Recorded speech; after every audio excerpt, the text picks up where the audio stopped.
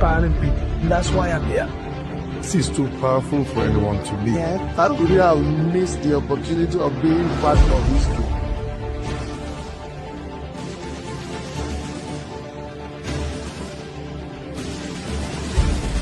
Every opportunity is built upon a momentum. And if you don't go with the momentum, remain behind. NSC 2025 is going to be more explosive. It's not every business that you need to invest of. Choose your areas of concentration. Life is made up of input and output. If you don't put in the right input, you don't expect the right outcome. I believe Nigeria can change and ought to change.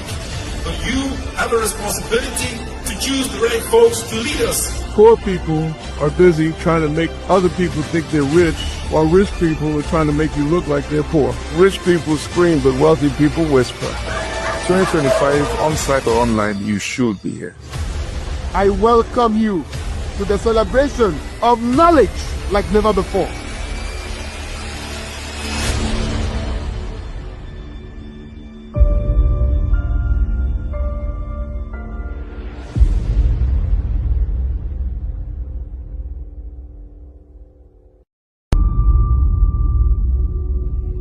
This conference is where destinies are made. It is something to experience. I can't describe it.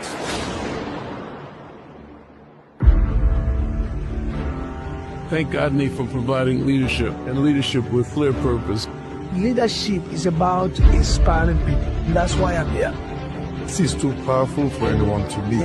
How could you have missed the opportunity of being part of history?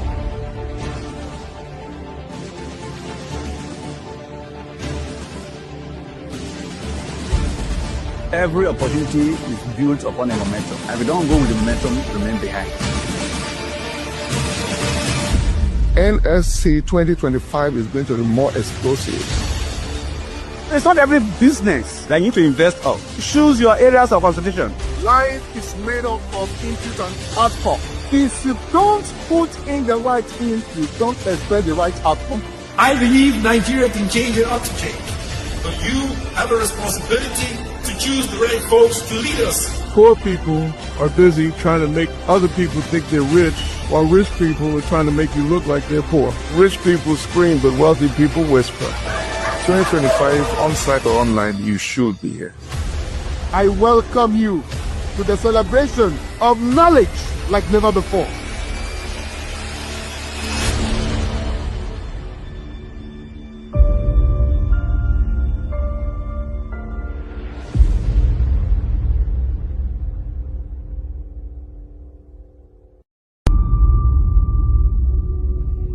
This conference is where destinies are made.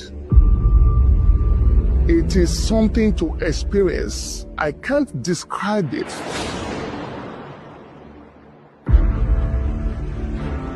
Thank God, Nate, for providing leadership and leadership with clear purpose.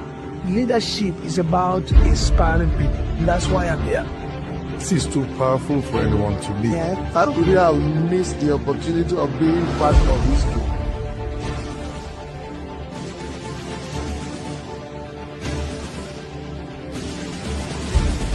Every opportunity is built upon a momentum. And if you don't go with the momentum, remain behind. NSC 2025 is going to be more explosive. It's not every business that you need to invest of. Choose your areas of concentration. Life is made up of input and output. If you don't put in the right input, you don't expect the right outcome. I believe Nigeria can change and ought to change. But you have a responsibility to choose the right folks to lead us. Poor people are busy trying to make other people think they're rich, while rich people are trying to make you look like they're poor. Rich people scream, but wealthy people whisper. 2025, on-site or online, you should be here. I welcome you to the celebration of knowledge like never before.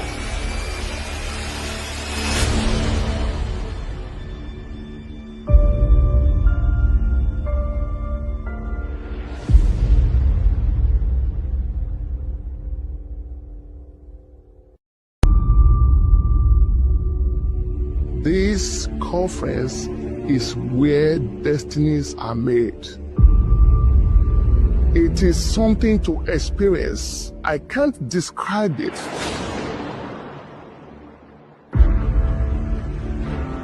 Thank God for providing leadership and leadership with clear purpose. Leadership is about inspiring people. That's why I'm here. This is too powerful for anyone to leave. How could you have missed the opportunity of being part of history?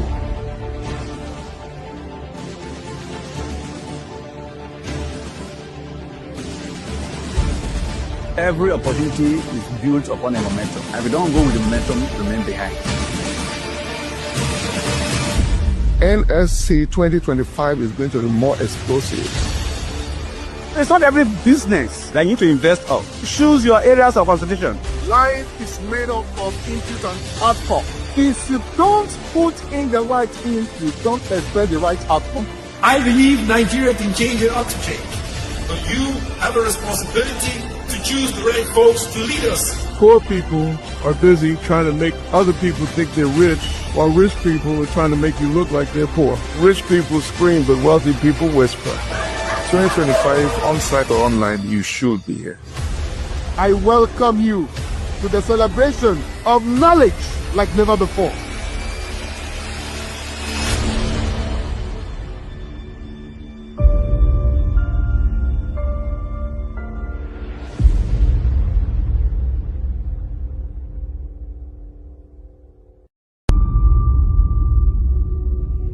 This conference is where destinies are made.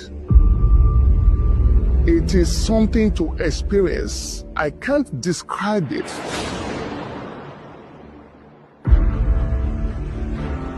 Thank God for providing leadership and leadership with clear purpose. Leadership is about inspiring people. That's why I'm here. This is too powerful for anyone to leave. How could you have missed the opportunity of being part of history?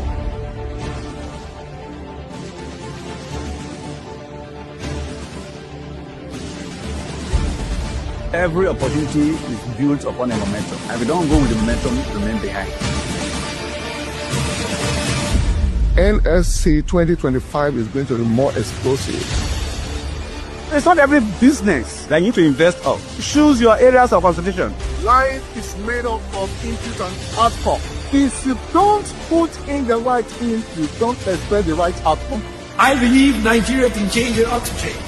But you have a responsibility to choose the right folks to lead us. Poor people are busy trying to make other people think they're rich, while rich people are trying to make you look like they're poor. Rich people scream, but wealthy people whisper. 2025, on-site or online, you should be here. I welcome you to the celebration of knowledge like never before.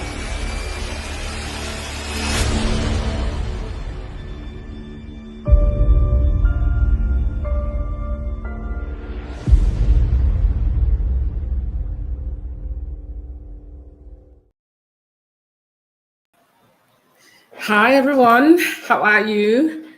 My name is Esther Ijore, live with you from Toronto.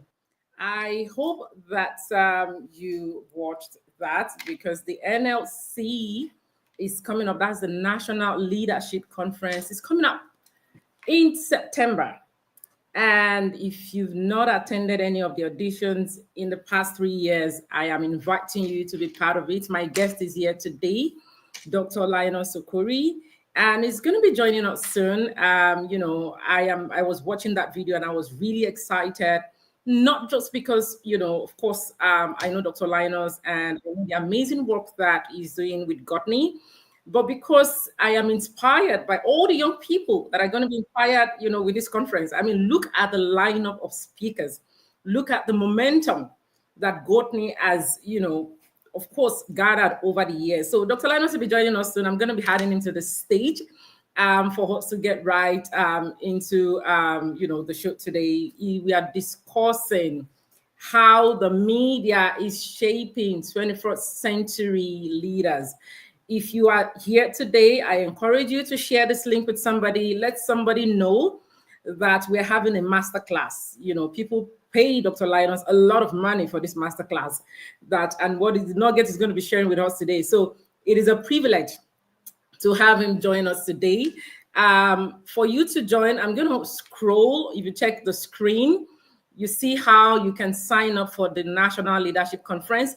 This information is also going to be on my Facebook, on my YouTube, and of course, I'll be sharing it on Instagram later today. For those who said they cannot see on Facebook, please kindly join us on LinkedIn and YouTube. I think it's just Facebook being Facebook, but the show must continue. So I'm having Dr. Linos to the stage, and then we get started. Doctor, how are you today, sir? Wonderful. I'm excellent. How you doing? I'm good. And how has the week been so far? Today is Thursday. It's been intense, back to back, trying to build something that is sustainable, especially now that we're hosting our National Leadership Conference. Yeah. It's been from one meeting to the other, but all the same, we're making things happen. And what has been the highlights of your week? What's one thing you would say, yes, as a leader, as a mentor, as a coach, I was able to accomplish this week? Well, it's been just a few days ago. I had a chance to speak to over 1,500 youth corps members in their camp in Kubwa in Abuja. Just having that opportunity of impacting those number of lives, and most interestingly, our people were in 5 states of the federation. Amazing. At the same time. Yeah. It was, so our MOU with NYC was jump started on Monday. Oh, okay. It was absolutely fantastic. It was amazing. And the feedback already is quite huge. And the interesting thing is that for one whole year, all those who joined the Godly Leadership Club in NYC, they will be under very sound mentorship and training and development for 1 year at no cost to them. That's the most important. 1 year. Did you guys hear that? 1 whole year of mentorship. Like, that is big deal. This needs to be housed there. Please tell me more, Doctor, about this. So it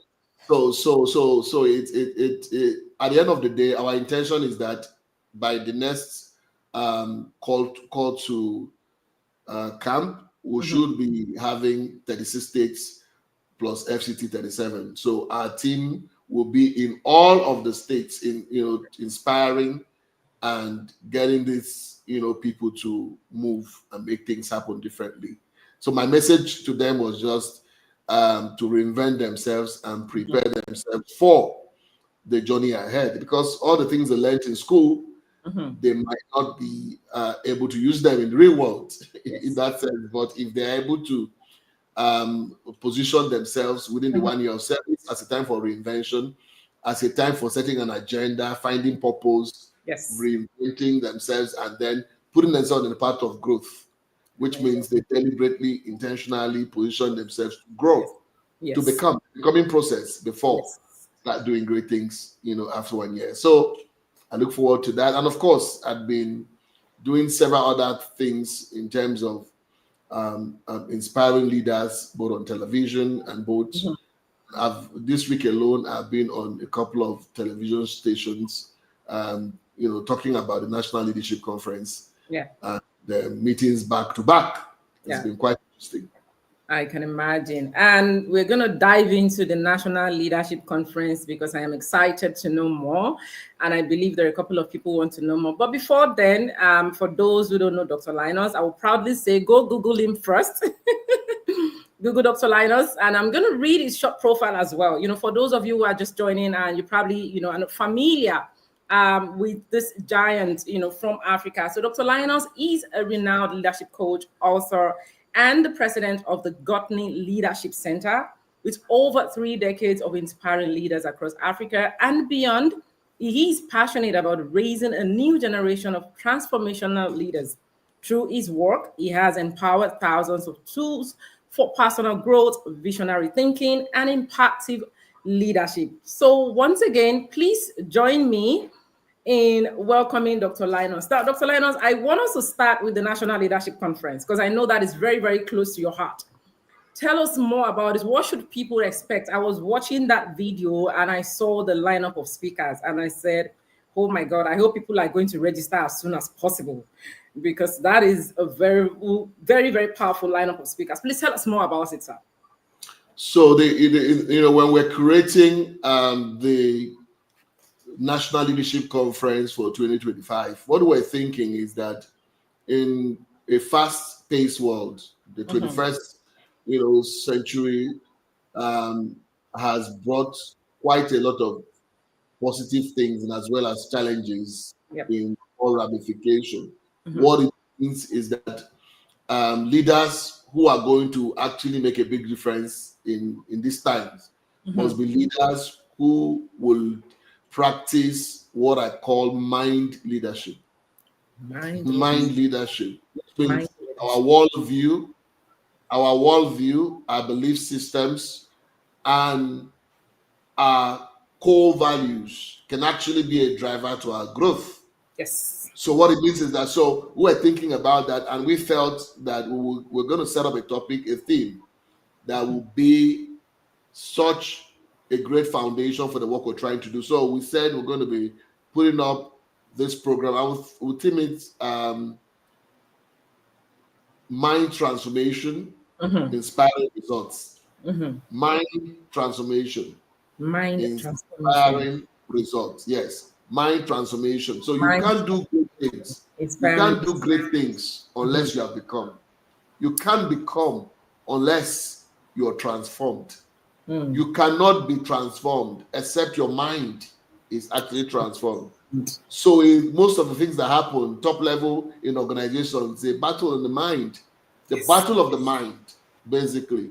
And so what this conference is about is setting an agenda for those who are hungry to be promoted in their organization at the highest level, those who are hungry to build sustainable businesses, those who are hungry to make a difference in our world, those who are hungry to be the very best.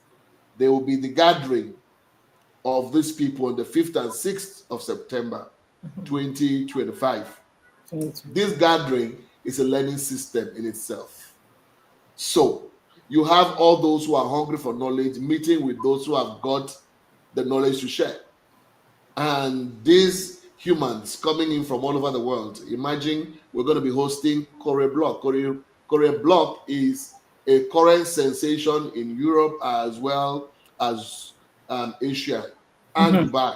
Currently, I mean, he is a master player in exclusive executive leadership programming, and he's going to be here live in person to be able to share his experiences and models and principles and standards and some very fantastic ideas that can help leaders navigate the challenges of building something sustainable.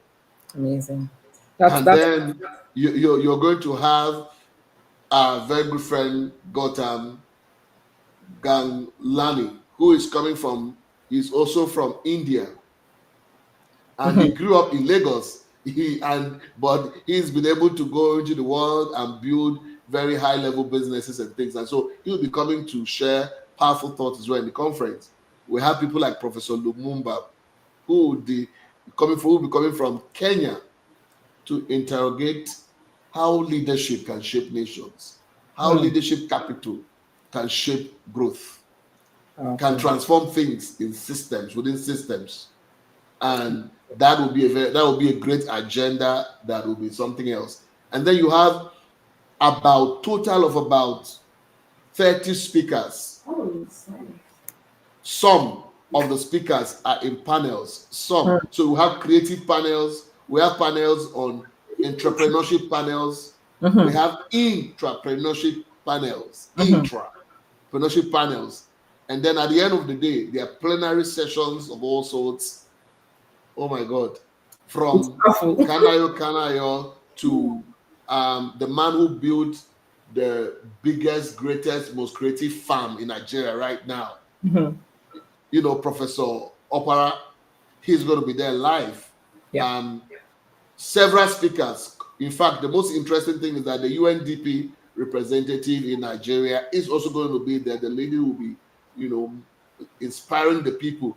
European Union representative in Nigeria and West Africa would also be there. I mean, it's a conference of top leaders, and most importantly, it's a networking spot where businesses and ideas will come together, and collaborations will happen.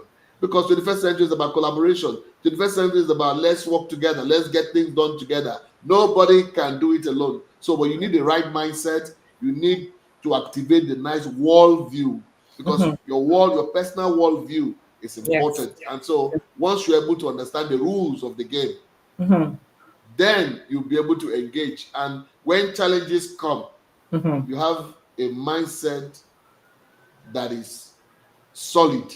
Yes. To deal with the external environment, challenging the external environment, because the mindset has refused to move. That's what we're talking to you about here. How do you build your core values to an extent whereby it is, first of all, absorbed in your mind? And once it is absorbed in your mind, then you can influence the environment. You can influence those who are around you. Then you can make a difference. Powerful. And that's a very powerful one you just shared. I told people at the beginning that it's going to be a masterclass. And that's what you just shared with us. My first question, Doctor, for you today would be, in view of what you've shared, what is the role of the media in all of this, and how has the media evolved in the 21st century to influence leadership? I mean, you've done so much, right? So what role has the media played, and how has it evolved? The interesting thing is that, over the years, you've had the traditional media, you've had a type of growth that has happened, over a period of time, where media, people would actually report what has happened in a way that, so people were expectant, waiting for the newspaper to appear in the next morning, waiting for the news to appear the next day, right? So those, sometimes it takes 2-3 days for what happened in America, in other news agencies in America, to reach Nigeria, as the case may be. And so, but over the years, and most recently, media has changed completely. So the rule of the game is that every individual who can understand technology, who can understand the tool, once you own a phone, you own a laptop, whatever that you own that is a device of some sort, right? On the spot, you can create your own news. What it means is that, everyone, news can happen in a second. You can do something significant, and somebody picks it and put it on the social network, and the whole world will see it. Take, for instance, of what happened recently. You saw what happened in the Ibom Air, saga recently that happened. So, assuming that we're not in an era of social media, specifically, I mean, things would have happened in such a way that by the time the reporter begins to describe it, specifically, a lot of details must have been lost completely, and people have all manner of interpretation around it.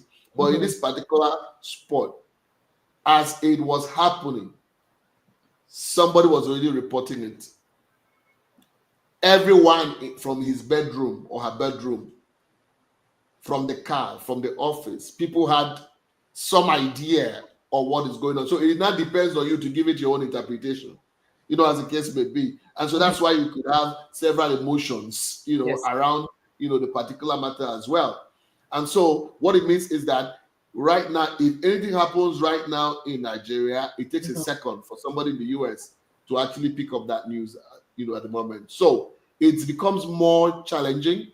It becomes more dynamic, as the case may be. So it now means that leaders in the 21st century must now be more aware of the reality of this particular challenge that media, the rise of or the change of the tools of media has generated.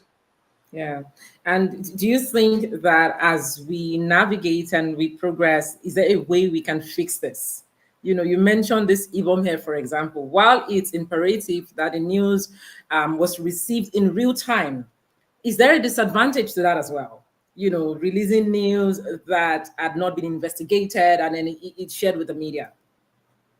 So what it now means basically is the fact that everybody must now train himself or herself in such a way that you don't just believe anything that you hear. There will be no assumption. You can't assume anything anymore. Anytime that a news item reaches you, it's your responsibility to do your research, to do your work as a leader, to be able to come to the right interpretation of what has happened, in that sense.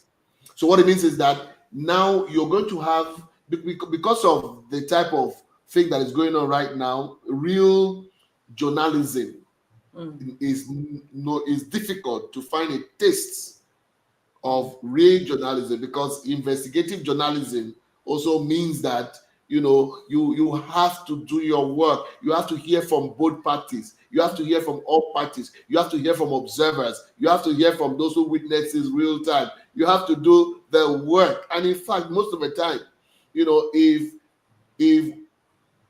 people are able to go the extra mile, leaders are able to go the extra mile in creating this type of on realities for themselves, and then ensuring that they don't allow perception to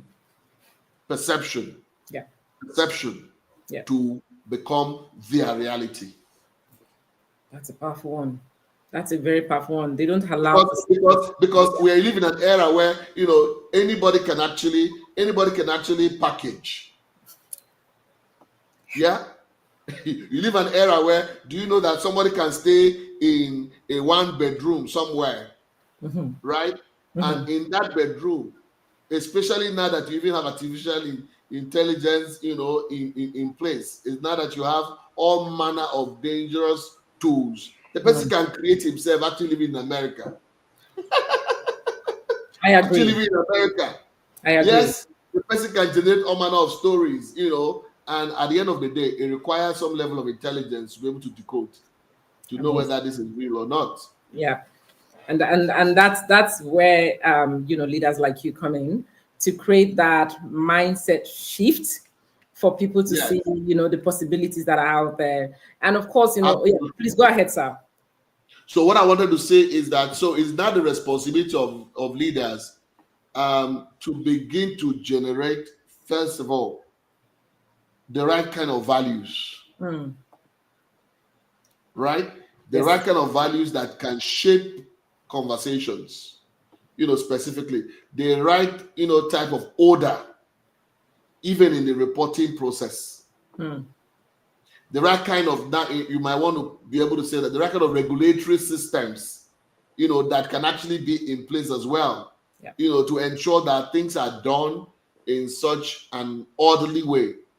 Otherwise, one day you wake up in the morning and somebody is going to create something that is not. Exactly. And I know how many people that have been damaged completely, even before the truth is realized. All because of this new reality of media that is a blessing, but in the same vein has its cons and its pros, and we have to be very mindful, like you said, so that perception does not become reality. Thank you so much, Doctor. Absolutely. The comment section is buzzing. Thank you to everyone who joined on YouTube. Just before I go on, I want to encourage you, if you have not registered yet for the National Leadership Conference, please register at nlc.africa. Register as soon as possible. Share the link with your friends and family. your network and associates, let them register for the conference. Doctor, my next question would be, we've talked about the media. Now let's talk about storytelling. And what role does storytelling play in shaping the image and impact of modern day leaders? What role does it play? The interesting thing is this, right? If leaders do not understand the power of storytelling, they will not be able to create a messaging that can penetrate the hearts of the people in such a way that they can identify that brand. Mm-hmm.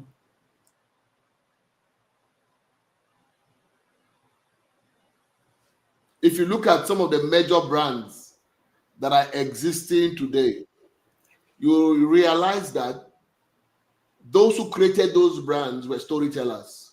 Mm. So what were they going to be doing?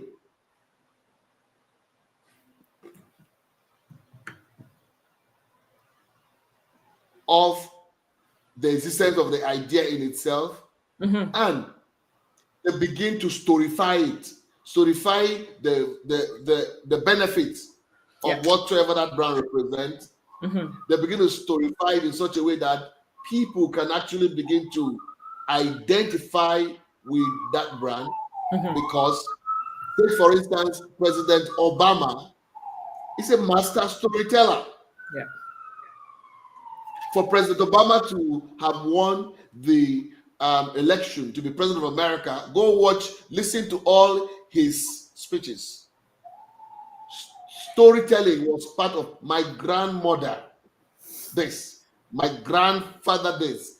You could tell, and people were imagining, were those stories true or not?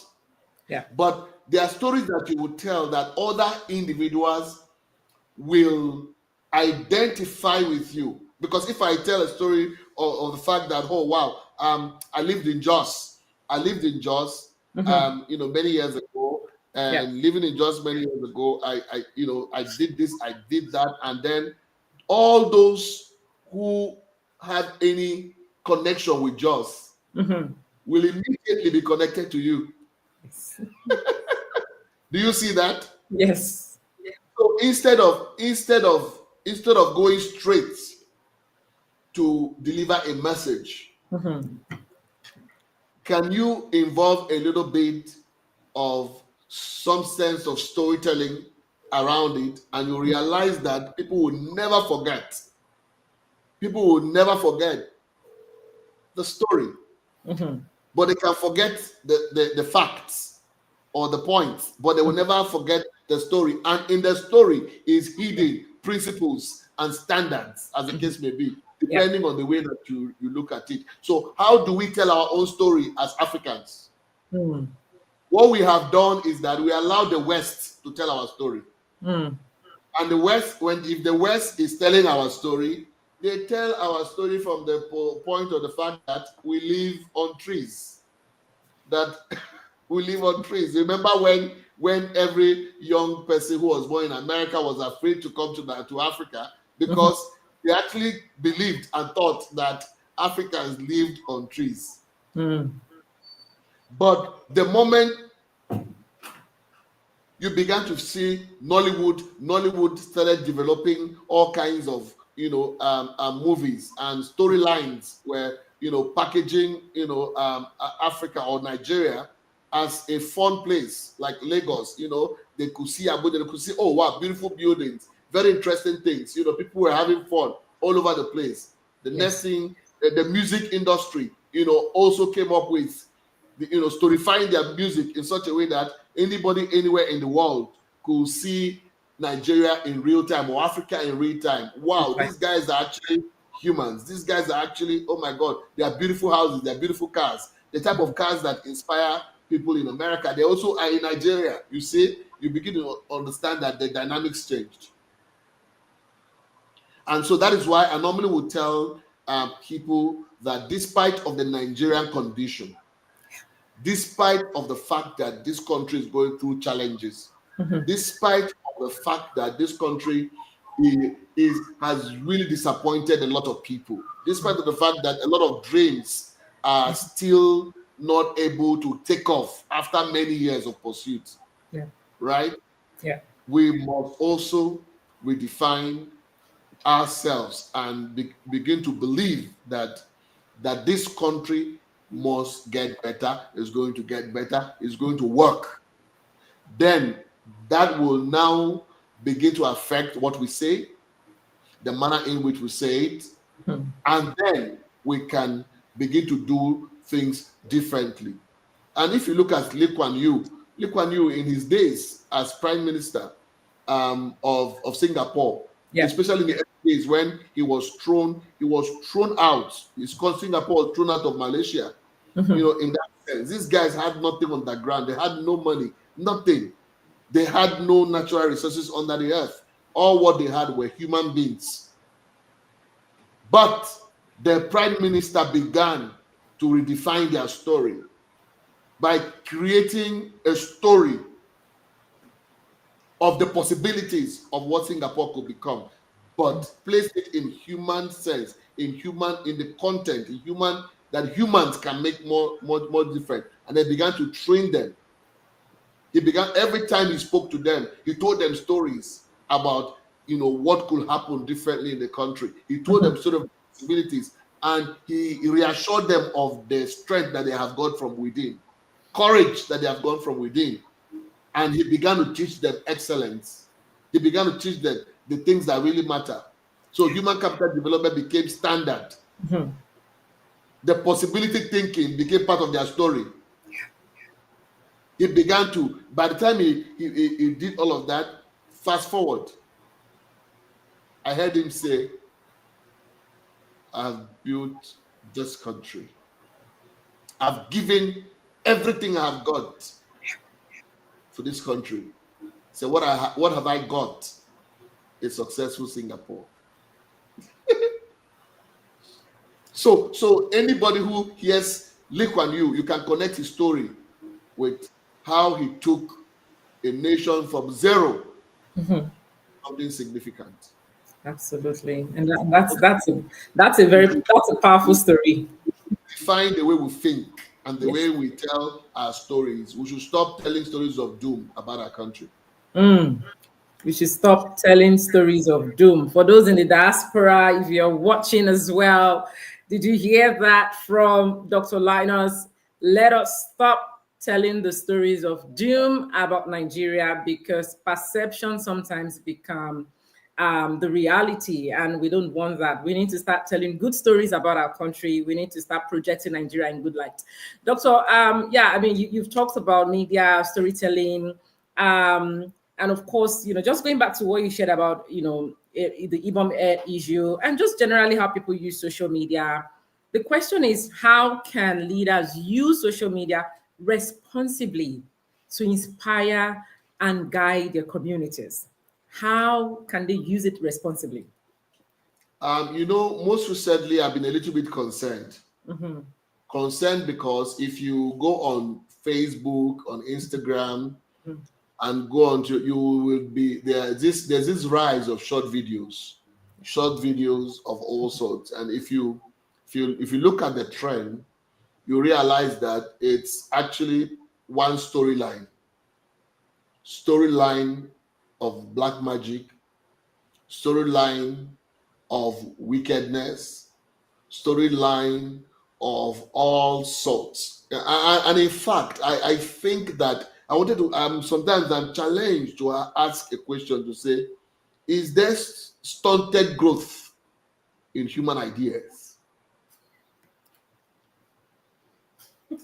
Are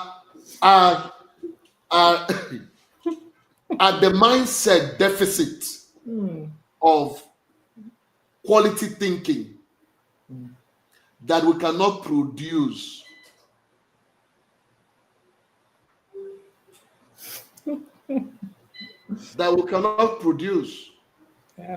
quality thinking? Yes. Is the mindset so why don't we change the storylines. Yes. Why don't we begin to create stories that can inspire, that can inspire production? Why don't we generate ideas that locked up, produced in movies, that when you finish watching those short movies, you want to think of what next to produce. You want to think of what next to create. Why don't we help generate a creative zone?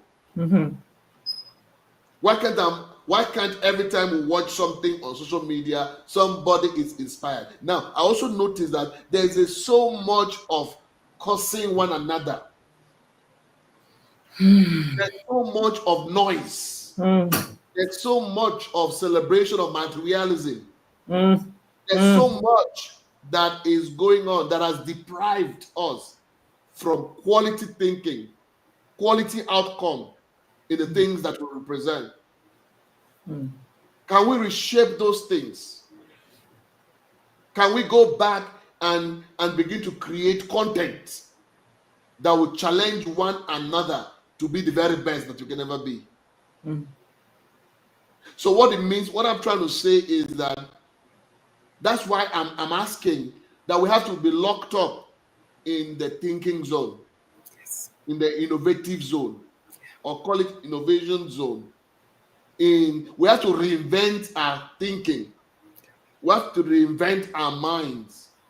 We have to reinvent the quality of our persons in such a way that we can produce a lot more, something that can shape our businesses, society, and our values, as the case may be. So what I'm asking for is a quantum leap to thinking lower thoughts, to thinking higher thoughts. Thoughts that elevate humanity. Can we build content around ideas that can elevate humanity? Can we build content around ideas that will stretch the human thinking, that will do some good? In fact, Professor John Adair, one of the most outstanding, powerful, great leaders in the world. In fact, he's the first professor of leadership in the world. When I hosted him in Nigeria a couple of years ago, he was about 80-something years old when I hosted him at Transcorp. I remember when we were having a discussion, and he simply said, do you know, Linus, the greatest need for Nigeria and Africa is to groom great leaders and leaders for good. So the content we are producing, who is producing the content? What is the quality of the mind of the person producing the content? What is his worldview? Is his worldview expansive? Is his worldview limited to specific things that are within? Has he stretched to look for the unknown? Charles Andy wrote a book in the 1980s, and it titled it "The Age of the Unreasoned." And he began to talk about the future, like future thinking.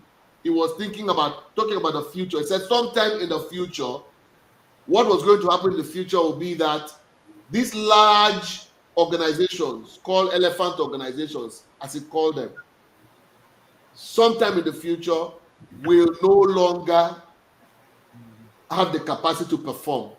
That there will be decentralization.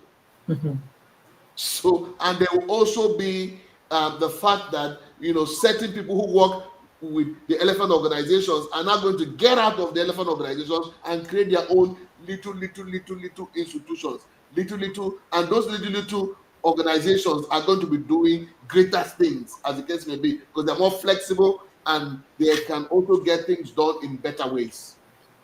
Right? Yeah. Fast forward, many years after, Charles Handy was right.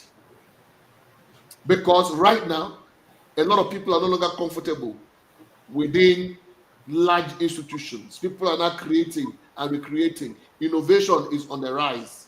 Entrepreneurship is on the rise. People are now rising because they're coming from a mindset that they could build, they could create, they could do more, right? The hunger to be more is driving people to production, driving people to productivity, is driving people to innovation, and is driving people to excellence. So what we need is to create a critical mass of people that understand this reality, that the 21st century that has in its reality globalization. Globalization is literally staring us in the face, which means distance is completely dead. What it literally means is that we are no longer competing amongst ourselves. We are now competing amongst the very best in the world. Which means if you are the best in Nigeria, you are no longer going to be competing with the best in Nigeria. You're competing with the guys in India. You're competing with the guys in Singapore. You're competing with the guys, so the point on ground is that, so right now as I'm talking to you now, even the contracts that people look for in this country right now, the contracts are no longer limited to just Nigerians, because as I'm talking to you right now, you will have companies that are operating headquartered in India, but in Nigeria currently is headed by a Nigerian as just a figure, right? But the hand is the hand of Esau. The voice is the voice of Jacob. So that thing you are doing currently that gives you resources, right? As you're going there, so your competition is higher. So which means you have to up your game. If you do not up your game, you're not going to be able to compete in the real world. So what that means is that the quality of your thinking must improve. Yes. The quality of your inner personality must improve. It means that you're no longer going to be reactionary. You're not going to be become proactive. Because as a proactive person, nobody makes decision for you anymore. You make the decision and take charge. But the way the social media is put together right now is such that if you don't grow this necessary mind leadership, somebody is going to program the way you will think and react. So somebody can sit in his house and he will say, I target this individual. I'll go to the mall. This individual goes to the mall at 5 p.m. in the evening. I will appear in the mall and I'll provoke this individual. When I provoke this individual will fall for it because his ego will not allow him to escape my provocation. And his emotions will not allow him or her, And so at the end of the day, they have quickly set you up and then they come to provoke you. When they provoke you, you respond. You react because the reaction, to react is already your system. As you react, then they put a camera on you. That's it. And they will not put a camera when they slap you. They put a camera when you slap back. And then AI will now do its job. Yeah? It will not take it. It looks like you have slapped somebody 10 times. That's what is going to happen. So at the end of the day, you see, leaders must now be more careful than ever in making sure that you are not reactionary. You are in charge. You are responsible. You only do what has to be done. You're not remote controlled anymore. That's the world we're entering into. So you become a productive human. A human that has productive capacity to make things happen. We need leaders currently in Nigeria across board who will not think just for now. Who will think beyond the now. Who will not think short term, who will think long term. Who will think delay gratification. And these are leaders that have the capacity to stay on one idea for a long time. Until that idea moves from being an idea to value, from being value to a service or good, or to a service or a product. Powerful. Thank you so much. You pretty much answered my next question, but I'm just going to tailor that, to what you said, and that's the risk of media misrepresentation of leaders.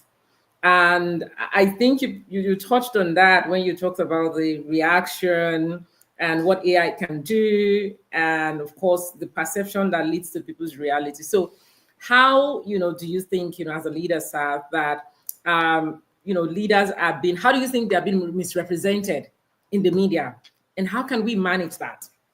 Because Okay, so that's why one of the things that we refer to is that the so-called consistency. In an era where somebody can be misrepresented, but yes. if over time people could trust you as a leader, you are being consistent over time with specific value that you bring to society. You are compassionate, and people already know you as being compassionate over time. So when somebody brings something that does not connect with what people have known you for over the years, I can tell you that a lot of people will actually not agree. I give you a clear example. I recall in my early days in the university, I was elected student union government president. And when I was elected student government president, I and my team, we decided, actually was pushing for something different. I wanted to use the money that was in our system to invest in rebuilding a lot of infrastructure in the school.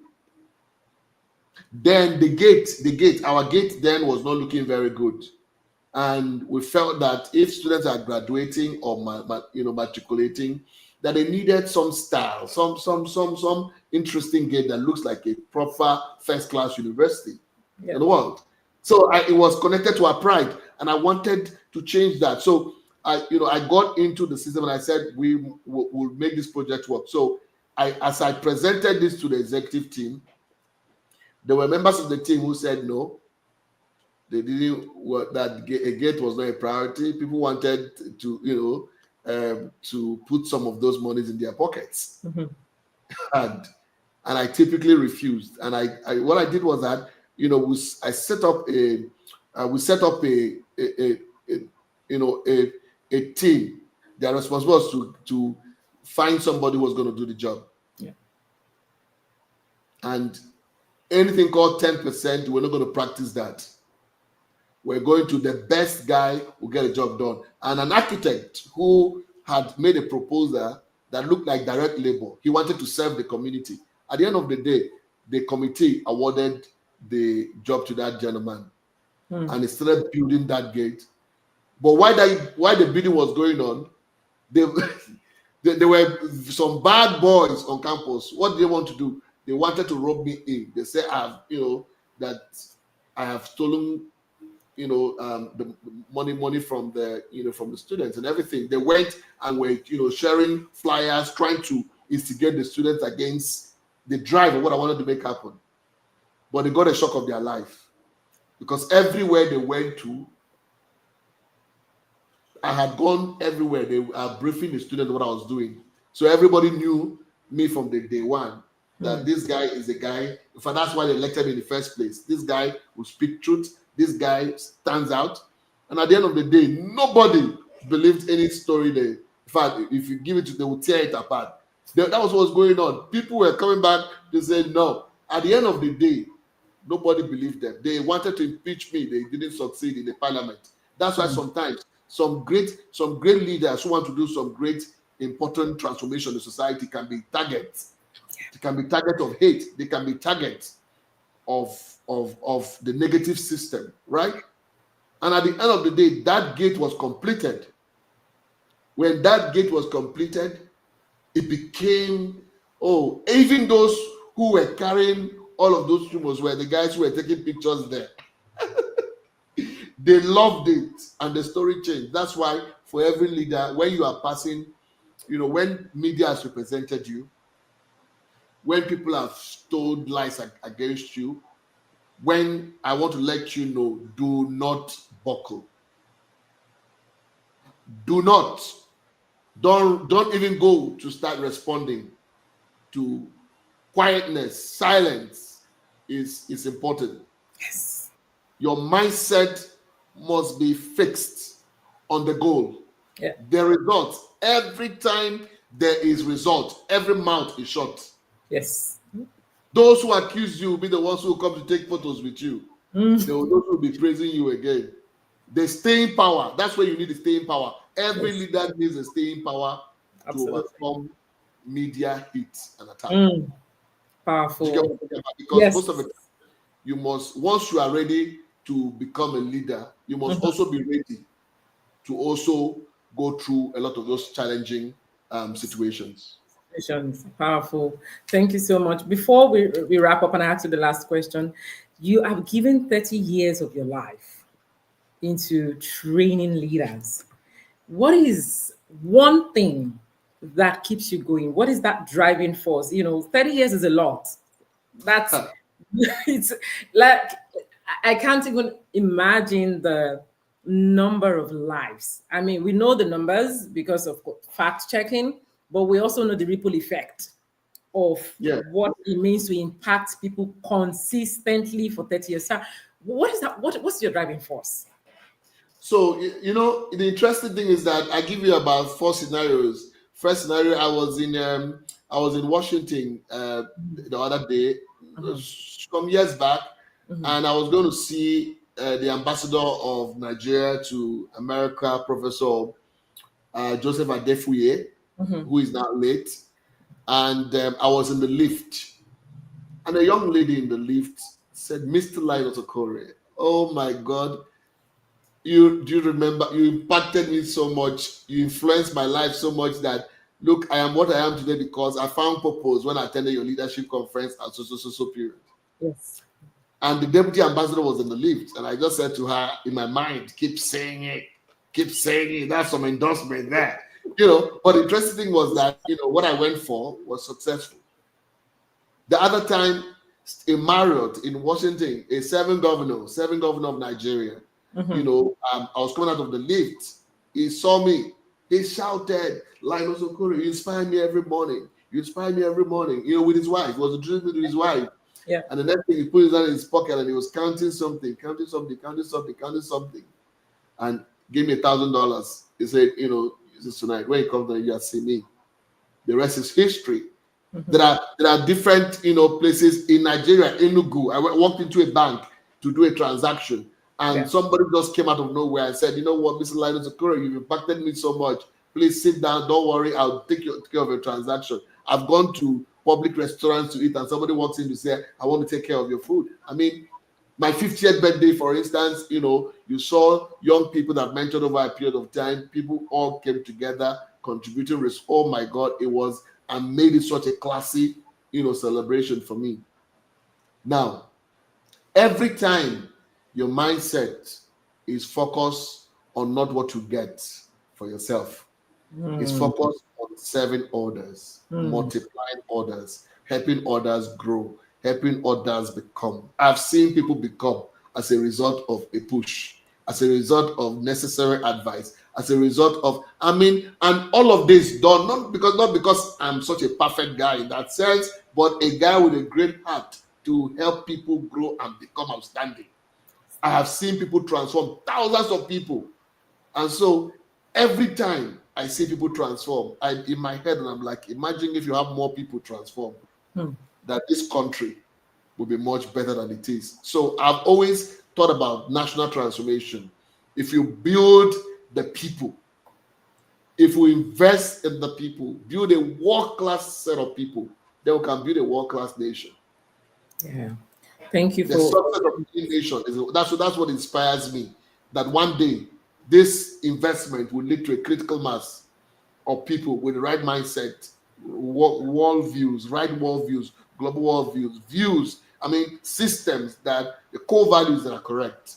And then leaders can begin to shape businesses and politics and transform things like never before. I think that gives me inspiration that, I'm living out my purpose, basically. powerful. You're living out your purpose, and that's a very powerful one there, sir. And of course, the last question for you today is: how do you see the media shaping the next generation of leaders. We're having the National Leadership Conference, for example. That is one place for young people to be. But how do you see, the media shaping these people into the next generation of leaders, the kind of leaders that have the godly leadership, strength and momentum? How do you see the media playing that role? So the interesting thing is that I think that media system will have to open up their system for not necessarily generating news that analyzes economy, analyzes politics, analyzes. They will also open it up to building content that will be educating. You know what I mean? Creating awareness, creating the necessary kinds of values that should thrive. What it means is that when certain leaders are doing something really bad, the media must be bold enough to actually bring to public notice about those things, right? In such a way that the country can be edified in that sense. You know what I mean? So media must focus on those ideas that can generate wealth for countries. Those ideas that can help people make progress, not necessarily on what to get. When media focuses on what to get before they report, only the rich will have their stories told. Powerful. You understand what I'm saying? Yeah, I do. I do. So what media must do will be to highlight accomplishment. Little things young people are doing in different corners. Most of those young people will not have access to anybody that can promote them. But if media cites some innovation somewhere, they should be able to take those innovations and report it to the world. Absolutely. That's real media reporting. Media reporting should be able to celebrate those who are achievers, even if they are in those states, somewhere in one village. Even they're in my village where nobody is seeing or nobody can see them. Some media should be able to create systems for good within there. So what they do is that they are looking for news that can inspire, news that can create some positive nature for the country, and also PR news that can be PR for the nation as well. So these are some of the areas that media should partner with Godly Leadership Center, just like Channels is partnering with us, just like AIT is partnering with us, just like some of the no media. I mean, this evening I just spoke to Mr. Ben Bruce about Silverbird coming on board, and he gladly accepted, and they're all coming on board. That's what partnership for good.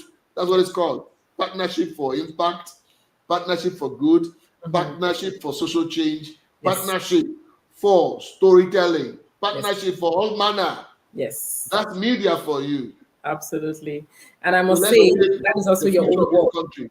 Yes. And I was going to say, sir, just to compliment what you said, it is also because you've given back for 30 years. You have consistently raised leaders. And that is exactly what you've shared with us today, a sense of service. What can you do as a young person to add value? He has given 30 years and he's still supporting 30 years. And then you are somewhere you're still grunting and saying, should I not? You should definitely have a mind of service. Doctor, I'm going to put you on the spot. I just want you to speak to one person. Let's just assume there is one person here today who needs to be inspired by your journey, by your story, by Courtney, and everything you've been able to accomplish. If you could tell that person one thing, perhaps they're doubting themselves. They're in the comment section. I want you to just share something with them that would inspire them. Please go ahead, Doctor. I was only 19 years old when Courtney was born. My mother had 9 of us. My father had died in my class 3. There was nobody anywhere that would help me achieve my dreams.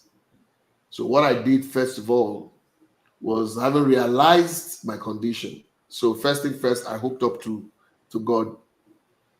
And I prayed that God should help me find my vision and purpose for life. And the moment I found my purpose for life, what I did was that I confidently pursued my vision after satisfying myself that this is the reason why I was born. From that time onward, I became restless. every young person that wants to accomplish, once your vision is found, Yeah. the secret is restlessness. Restlessness. So you begin to get restless, meeting the right people, researching the right people who can be valuable to your dream, reaching them wherever they are in the world. I remember from Owerri writing somebody like Dr. Miles Monroe, who was far away in the Bahamas, and sharing my vision. I spent days writing a letter, one single letter, just for him to appreciate what I was doing. And of course, he responded much later and said he was proud, to be associated with my vision. And much later in life, I hosted him in the city of Owerri, the first time he came ever to Owerri, which means dreams actually come true. Every young man must realize that dreams come true. But you who is listening to me, must have a sense of confidence when your vision is clear before you, when your purpose is clear. The secret is being restless, pursuing it, and returning back to research, and returning back to a learning system, and returning back to building that thing that is within you. So you must find the right people and learn how to sustain relationships. Don't burn bridges. Never burn a bridge. No matter how difficult things are, don't burn any bridge. Sustain relationships, because relationships are critical to helping you accomplish your dream. There's somebody somewhere in the world who has got something you need. So you need to become a compassionate person, a visionary person, a courageous person, a person who, if he says a thing, he does what he says. So imagine if you build that type of element around you, what happens is that there's a belief system that tells you everything is possible in your mind.